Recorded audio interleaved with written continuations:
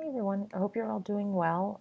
I hope you can hear me okay. I'm in a hotel room and my son's still sleeping, so trying to be a little bit quiet. Um, but just wanted to go over a few items from last week and then get to this week and then go over a few quiz questions. So last week our task was to take a look at mission, vision, values, codes of ethics and conduct, those types of things, and seeing how they kind of play a role in the ethical culture of an organization. So things like I had shared a couple of codes of conduct, or even like ACHA or MGMA, AHIMA, etc. Tons of different nursing codes of conduct, research codes of conduct, codes of ethics. So how those actually impact us as an industry. So I think the key, and hopefully you got this from that, is that these are all just written documents. So anyone can sit down. When I was a compliance officer, I had to sit down and take a look at my mission, vision, values at our organization, and then write our code of conduct. That was a task that I had as the compliance officer. So, but it's just something in writing, and the key is really to make these codes of conduct or codes of ethical philosophy or philosophy statements or whatever it happens to make them alive. So they need to live. They need to be part of the culture. You need to be able to measure against them, those types of things. So that was really kind of the key from last week. Hopefully you saw that and you were able to get that out of that. As far as codes of in our discussion, I know everyone had chosen different types of codes of ethics or conduct to share. And for those of you that chose professional organization codes of conduct, keep in mind that those, if you choose to be a member of that organization, you really should take a look at the code of conduct. If there are things in there that you don't agree with or you don't feel comfortable upholding, then you may want to think twice about being a member. If you do violate the code of conduct, and a lot of times when that happens, it's pretty visible in the media and whatnot. But if you violate a code of conduct for, say, ACHE, they will bar you from the organization. So, not that it's it's not likely that you would not agree with the things in there. It is most likely that you would agree with the things in most codes of conduct. But if for some reason, just be sure, even if you're interviewing somewhere, review not just their mission, vision, values, but a lot of folks have their code of conduct online. So take a look at that. Make sure that it's an organization that you're comfortable working at. And especially in healthcare, we have so many faith-based organizations, and your personal views may not be congruent with that organization, and so you might want to think twice about going to work there. Just some important things to keep in mind. So, moving on to week 3, we're looking at kind of administrative ethics, and this is all around our dealings with others. So it could be myself as a manager dealing with my staff or with my superiors, with the organization. It could be organizations dealing with one another, or physicians dealing with organizations, and vice versa. Conflict of interest. So, conflict of interest can be a fairly sizable issue. Um, you can have conflict of interest issues related to ethics, so just an ethical conflict. But more importantly, and I think we talked briefly about this in the law class, but more importantly, with conflict of interest, there are legal issues associated. So there are very specific legal issues that govern contracts between organizations, between physicians and organizations, and and so you don't want to violate something like the Stark Law or the anti-kickback law, and that's what we talk about in the law class. But you don't want to violate those, and a lot of those, the element of legality with relation to Stark and any kickback is really rooted in conflict of interest. So important to know there. So this week we have a discussion, case study, kind of like a brief case study type discussion.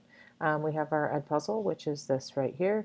We also have a an individual case study. So this is not going to be something that that you'll do in a group like last week. You'll do these individually, and that's based on this printed case study up here in your readings, and then we'll have a quiz. So that's our work for this week.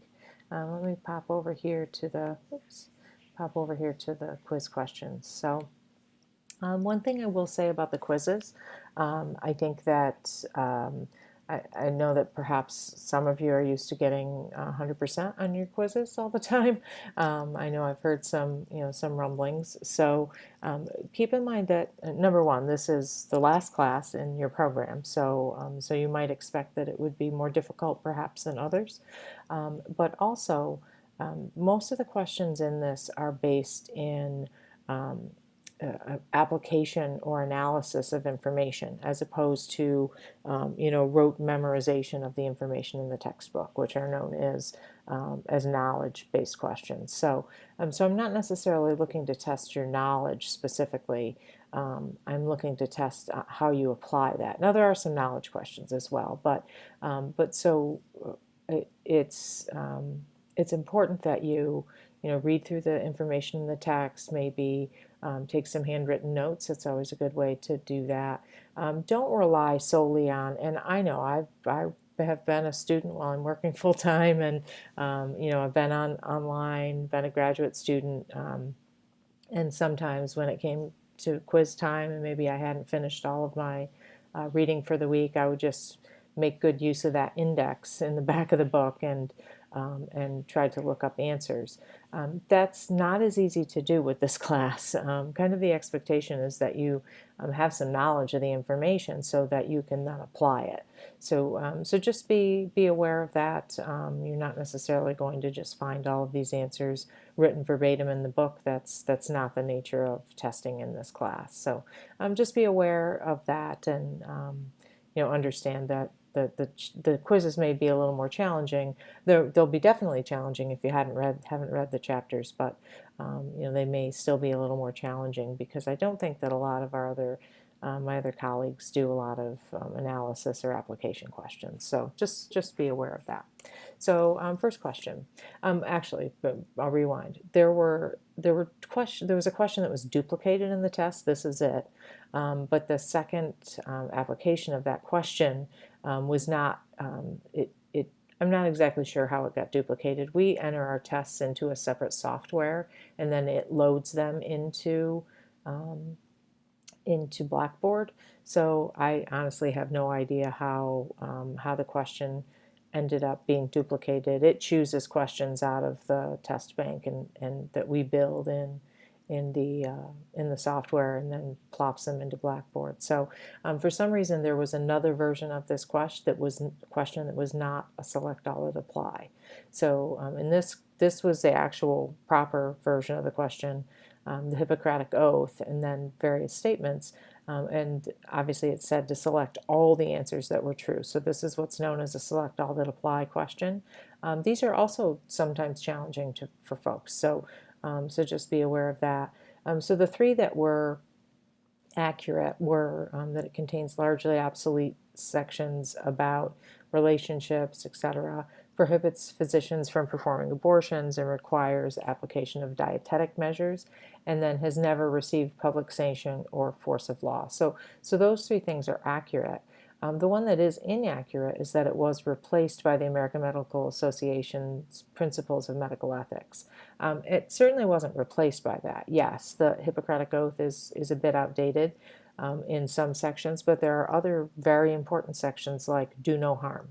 So there's really important pieces in conjunction with less important pieces, and the Hippocratic Oath is certainly something that is still still used today, still enforced. Well, not enforced really, because it's not, as the bottom answer says there, it's not, there's no legal binding or public binding anything behind the Hippocratic Oath, but it is just kind of a guidance for providers, for physicians to have to operate their practices.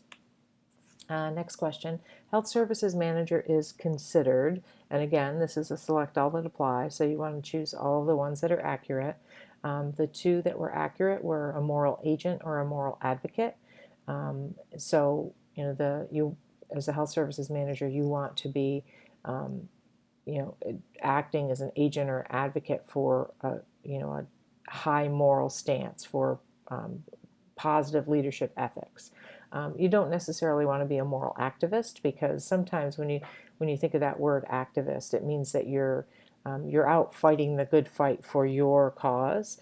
But that's not necessarily what you want to be doing as a manager. I mean, you might be doing that in your private time, but as a manager, you don't necessarily want to be the person that's really out there pushing the issue.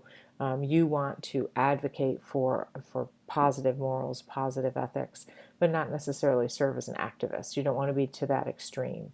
And then on the other extreme, a moral agnostic, which means that you really don't care about it. It's not part of your, part of anything that you deal with or want to deal with. So, moral agent, moral advocate, those are our areas that we want to focus on.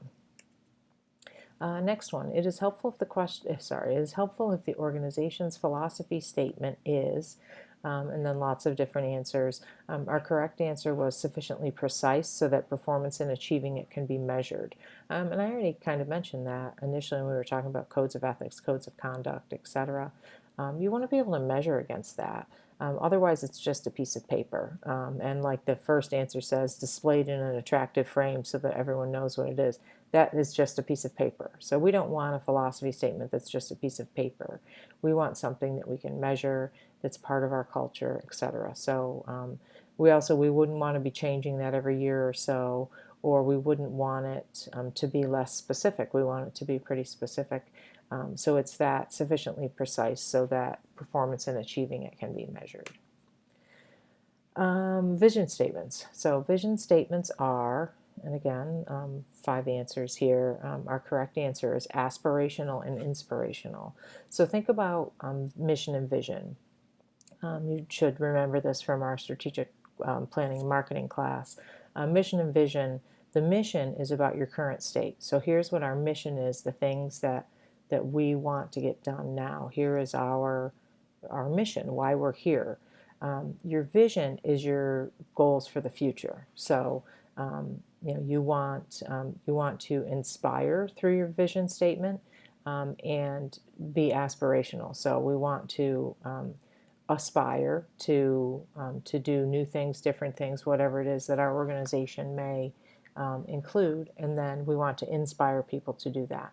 So I'll use the HSA vision statement as an example. We talk in that about being a regional and national leader in health service administration education.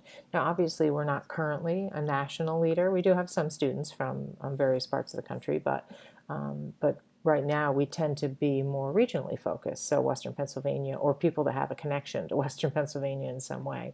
But our aspirations are to be, because it is an online program, can be completed from anywhere, are to be more of a national program, that people from all over the country are interested in it. So that's really what a vision statement is. It's about what we aspire to be, and hopefully inspirational for people to want to be part of that. So that is all of our slides. Let me hop back to the classroom. And we already reviewed all of this stuff this week. I know some of you have sent me an email, so you've gotten my away message, but I am out of the office this week. I am the crazy person that's actually at Disney World this week, testing out the park, making sure the COVID protections are in place, I guess. And just on an aside, I have to say that I felt more safe at Disney World than I felt in Giant Eagle in Robinson Township. So they really are, for all of the media hype around the parks. They're almost nearly 100% mask compliance, and aggressive cleaning efforts throughout, constantly social distancing. They're really doing a fabulous job down here. We're staying here on site at Disney, but happened to take a quick trip over, looking at some homes down here. So we were over by the Margaritaville Resort, which is new, and we haven't been in it. So we went over there, and no one was wearing masks, including the majority of the staff. So Disney's really top notch on this. We haven't visited the other parks in town, SeaWorld or Universal, so I can't speak to that. But Disney's certainly getting it done and doing it well, as they usually do with everything. Um, so I am away, but I'm trying to monitor email throughout the day, and then in the evening when we get back, kind of following up on things. So just feel free to reach out, give me a call, text, email, and I'm happy to help you with whatever you might need.